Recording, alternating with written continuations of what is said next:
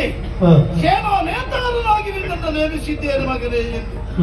ಇಂತಹ ಕಾರ್ಯದಲ್ಲಿ ಯಶಸ್ಸನ್ನು ಕಾಣಬೇಕು ಅಂತಿದ್ದರೆ ಗುರು ಹಿರಿಯರ ಆಶೀರ್ವಾದ ಅಗತ್ಯವಾಗಿ ಬೇಕು. ಹಾಗಾಗಿ ಅಪ್ಪನಲ್ಲಿ ಆಶೀರ್ವಾದ ಪಡೆದದ್ದಾಗಿದೆ. ಅಮ್ಮನ ಅನುಮತಿಯನ್ನು ಪಡೆದು ಬರ್ತೇನೆ ಅಂತ ತಂದೆಯಲ್ಲಿ ಹೇಳಿ ಮಾತೃಶ್ರೀಯವರ ಹತ್ತಿರ ಹೋಗಿ ವಿಷಯ ಎಲ್ಲವನ್ನು ಹೇಳಿದಾಗ ನನ್ನಮ್ಮ ಮಹತ್ತರವಾದ ಅವರಾಶೆಯೊಂದನ್ನು ನನ್ನಲ್ಲಿ ಬೇಡಿಕೊಂಡು ದಿನನಿತ್ಯವೂ ಆರಾಧಿಸುವ ಆರಾಧ್ಯ ದೇವ ಶ್ರೀಹರಿಯನ್ನ ಕಣ್ಣಾರೆ ಕಾಣಬೇಕು. ನನ್ನ ಚರ್ಮ ಚಕ್ಷುವಿನಿಂದ ಶ್ರೀಹರಿಯನ್ನ ನೋಡುವ ಆಸೆ ಮಗನೇ ಎಂದರು.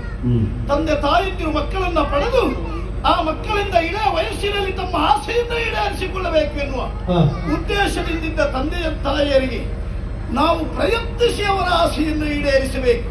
ಆ ದಿಸೆಯಲ್ಲಿ ಅಮ್ಮನಲ್ಲಿ ಹೇಳಿದ್ದೇನೆ, ಭಕ್ತಿ ಎನ್ನುವ ಗಾಳಕ್ಕೆ ಅರ್ಜುನ ಎನ್ನುವ ಎರೆಯನ್ನ ಸಿಕ್ಕಿಸಿ ದ್ವಾರಕೆ ಎನ್ನುವ ಸಮುದ್ರಕ್ಕೆ ಎಸೆಯುತ್ತೇನೆ. ಕೃಷ್ಣ ಎನ್ನುವ ಮೀನನ್ನ ಹಿಡಿತಾರದೆ ಇದ್ದರೆ ನಿಮ್ಮ ಮಗ ಸುಧನ್ವ ಅಲ್ಲ ಎಂದು. ಹಾಗೆ ತಂಗಿಯಾದಂತಹ ಕೋಲೆಯನ್ನ ಸಂತೈಸಿದ ಹಾಗಾಯಿತು.